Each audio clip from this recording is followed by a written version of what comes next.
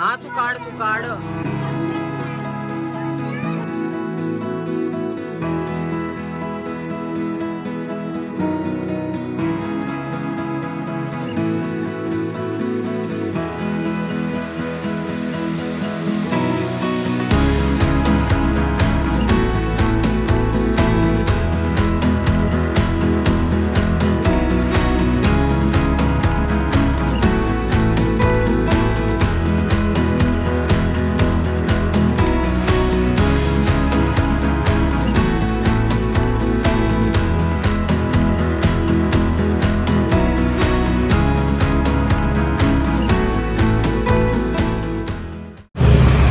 नमस्कार मंडळी, मी विशाल लाड स्वागत करतो तुमचं आपल्या मराठी यूट्यूब चॅनल माझी भ्रमंतीमध्ये. आपण आता आहोत माहीमला आणि ह्याच्या अगोदरचे तुम्ही शॉर्ट्स पाहिले ते मागी गणपती, घरगुती मागी गणपती जे आपल्या मित्राच्या घरी होते. आणि रामदूत करी रोड ज्याचं 25वं वर्ष आहे. फुल लपडा फुल लपडा फुल लपडा. तो फुल मारामारी आहे, तुम्हाला दाखवतो आता.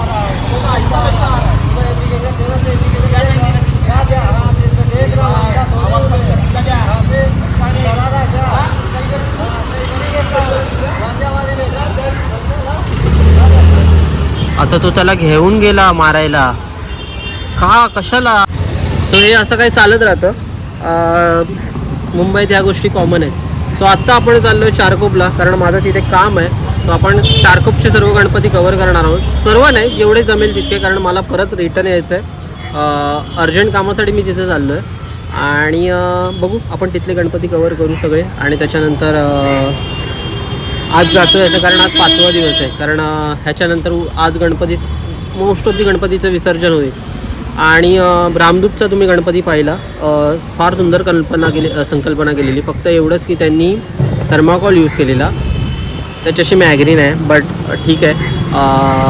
गणपती मस्त होता. दरवर्षी सेम मूर्ती असते मागी गणपतीची.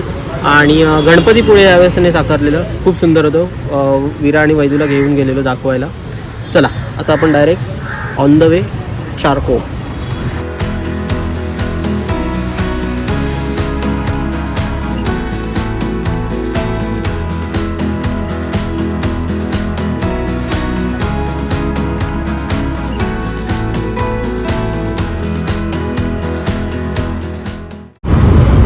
तासाभराच्या प्रवासानंतर आपण आलो आहे चारकोपमध्ये. आणि चारकोपमध्ये आपण पहिला गणपती बघायला चाललो आहे, चारकोपचा पेशवा, जो अगदी एंड पॉईंटला आहे, जिथे मी लहानपणी फार यायचो मामीसोबत वगैरे.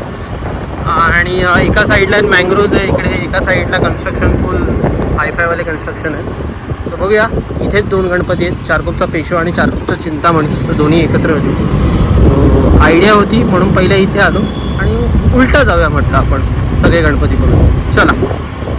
सो पहिला गणपती आपण बघायला चारकोपचा चिंतामणी. बघितलात पुढे डेड एंड आहे, गणपतीची ट्रॉली इथे दिसते आपल्याला. आणि इथे पुढेच कॉर्नरला गणपती.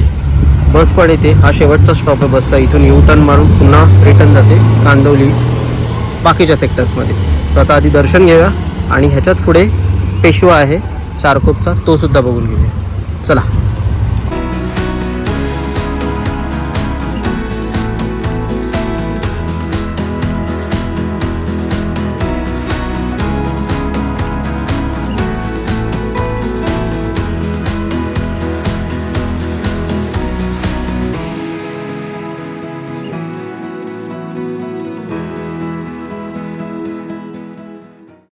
सो तुम्ही बघू शकता, आपण बरं झालं आजच्या दिवशी आलो, कारण त्यांची विसर्जनाची तयारी चालू आहे. आणि संध्याकाळी फार थाटात विसर्जन असेल असं वाटतंय.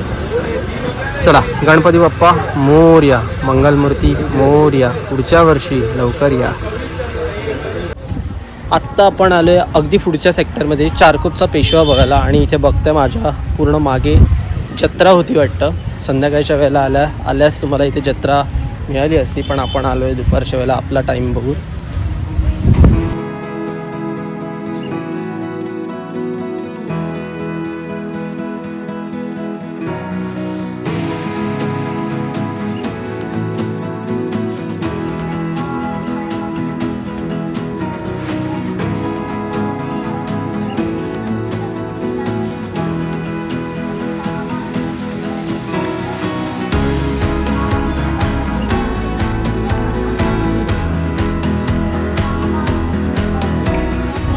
सुंदर मूर्ती आहे आणि त्याचं डेकोरेशन आजूबाजूचं लाईट आहा हा काय वाटतंय बाप्पा.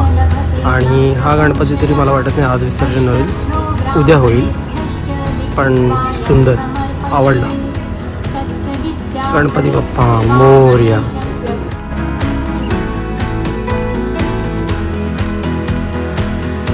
आत्ता आपण आहोत चारकोपच्या राजाच्या पटांगणात आणि बघतायत प्रशस्त ग्राउंड आहे मोठं. आणि जसा आपला लालबागचा राजा तसा इथे आपला चारकोपचा राजा आहे. मागे गणेशोत्सव, जाऊया आतमध्ये दर्शन घेऊ. दुपारची वेळ आहे त्याच्यामुळे इतकी लाईन नाही आहे म्हणून मी हा टाईम निवडला. त्याच्यामुळे आपले सर्व गणपती कव्हर होतील, एकाच गणपतीला वेळ नाही जाणार. चला दर्शन घेऊ आणि वाटेला लागू आपल्या पुढच्या. गणपती बाप्पा मोरया.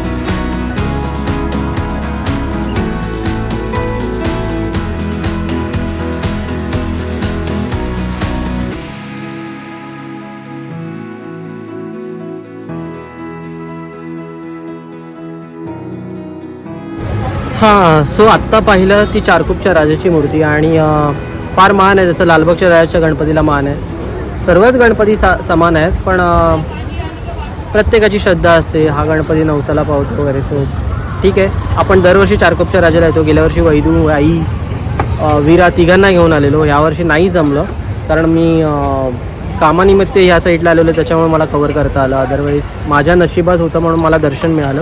सो त्यांच्या वाटणीचंही दर्शन मी घेतलं. तसं आत्ता चारकोपमध्ये हळूहळू गणपतीचं क्रेज वाढायला लागले आणि पूर्ण चारकोपमध्ये जवळजवळ एक 20 ते 25 गणपती बसतात. माघी गणपती, भाद्रपद महिन्यातले नाही, हे माघी म्हणजे माघ महिन्यातले गणपती. आणि फार म्हणजे सगळीकडे असं सणासुदीचं वातावरण आहे. मी बघतोय तिकडे विसर्जनाची तयारी चालू आहे काही ठिकाणी. सो मस्त मजा वाटते. काश आपण पण इथे असतो राहत, पण ठीक आहे. आपलं काय लालबाग परळ काय ह्याच्याहून भारी, म्हणजे ह्याच्याहून काय कमी नाही आहे. तिथेही मजाही असतेच. प्रत्येकाची आपापल्या एरियाची एक सध्या ओळख निर्माण करण्यात येते. आय होप पुढच्या 2 ते 3-4 वर्षात इथे कांदिवलीमध्ये माघी गणपतींचा एक जोरात महोत्सव असेल, जसं लालबाग परळमध्ये असतो. गणपती बाप्पा मोरया. जय देव वाळुवार त्या कुरवंड येते चंद्रभागे महादेव वाळी. जय देव जय पांडुरंगा हरी पांडुरंगा. रुक्माई वल्लभाराईच्या वल्लभा पावे जुलगा. जय देव हरी तुला बोलले काही सारी दिवान करिता परलोकमाही. एक मंत्राला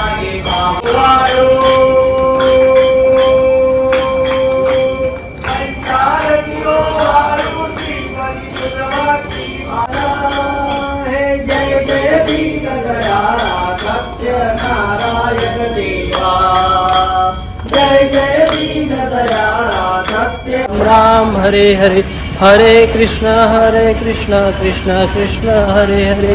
सो आपण इतके नशीबवान आहोत की आपल्याला आरतीसुद्धा मिळाली आणि मजा आली आरती घेताना. मामा आणि मामी माझा ब्लॉग बघत असतील तर सॉरी, मला यायला नाही मिळालं कारण दुपारची वेळ आहे. तुम्हाला पण डिस्टर्बन्स नको आणि मला लवकर पळायचं कामासाठी. नेक्स्ट टाईम येईन विराला घेऊन. तर तुमची पण आपण निघूया. गेटवरच गाडी लावली. हां, निकाल जाऊ.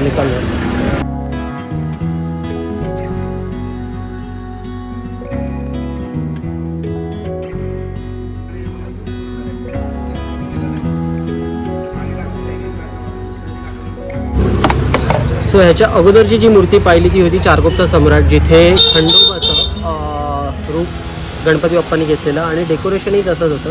आणि आत्ता जी मूर्ती पाहिली ती चारकोपचा श्री विघ्नहर्ता. आणि ही आपल्या सिद्धेश दिघोळीची मूर्ती आहे. सिद्धेशची मूर्ती कांदिवलीत काय पूर्ण महाराष्ट्रात सिद्धेशच्या मूर्त्या जातात. बाई फेमस आहे आपला बाय.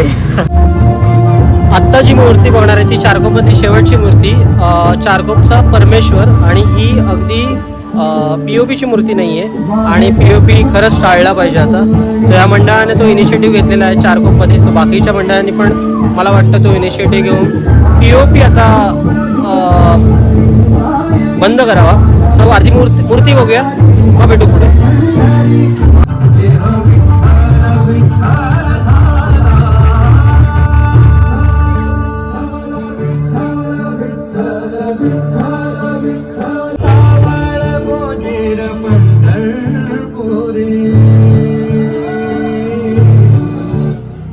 हा, सो आत्ता आपण बघितले एक 5 ते 6 गणपती पहिले. आता आपण चारकोपच्या बाहेर पडलो आहे, मोदीजी मागेच आहेत आपल्या.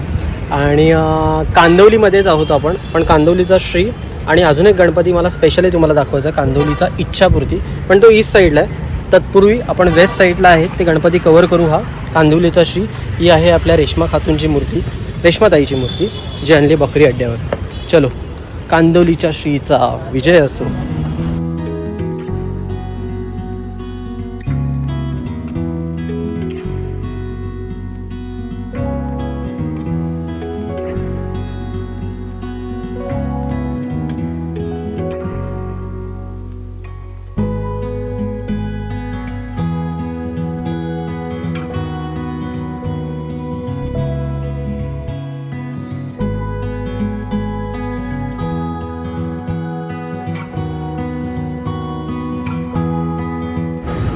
हां, कांदिवली वेस्टवरून ईस्टला येणं फार कठीण होतं, पण प्रयागराजला जाण्यापेक्षा फार सोपं होतं.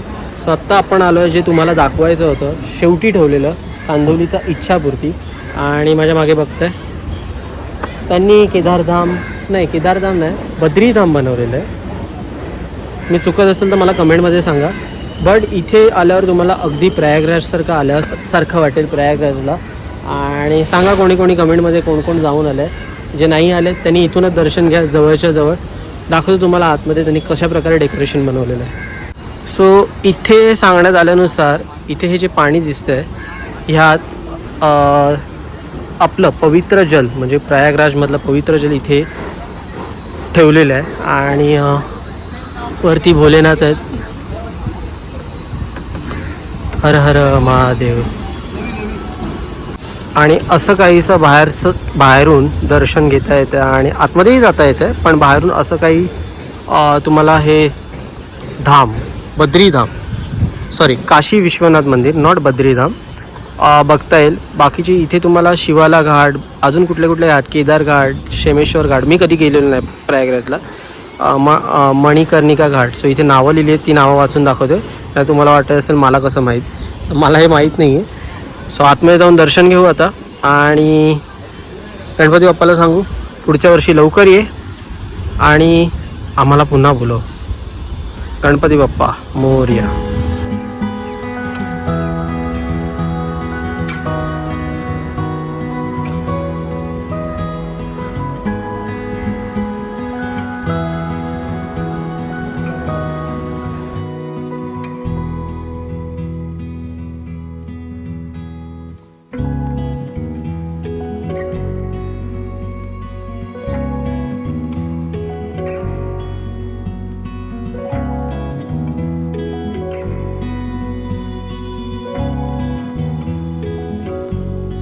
सो त्यांनी इथे आकर्षण काशी विश्वनाथ मंदिर वाराणसीचं प्रतिकृतीचं दाखवलेली आहे. पण कुंभ म्हणजे काय आणि कुंभमेळ्याचा उद्देश काय तर त्यांनी इथे समजावून सांगितलेलं आहे थोडक्यात.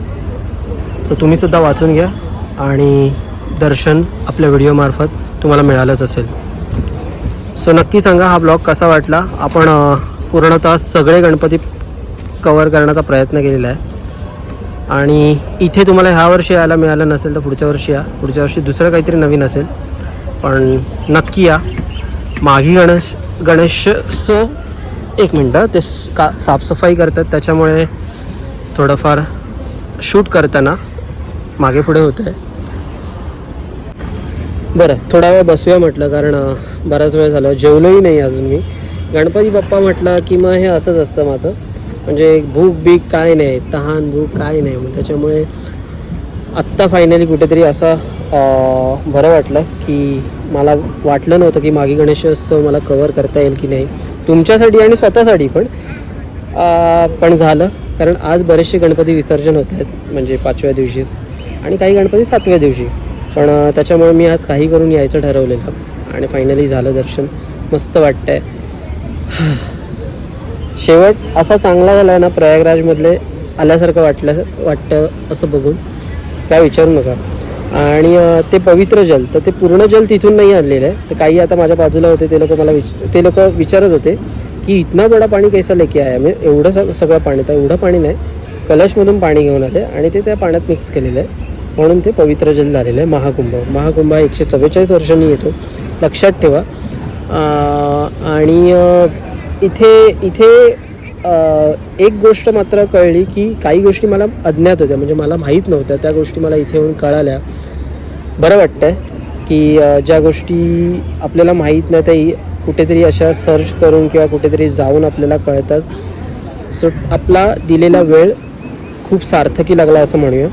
आणि तुम्हालासुद्धा सांगा कसा वाटला हा आजचा ब्लॉग. माघी गणेशोत्सवचा, भाद्रपद महिन्यातले गणेशोत्सव आपण कवर केलेच, पण माघीसुद्धा गेलेत, तर ते तुम्ही सांगा. आणि भेटूया नवीन ब्लॉगसोबत. तोपर्यंत टाटा बाबा, टेक केअर.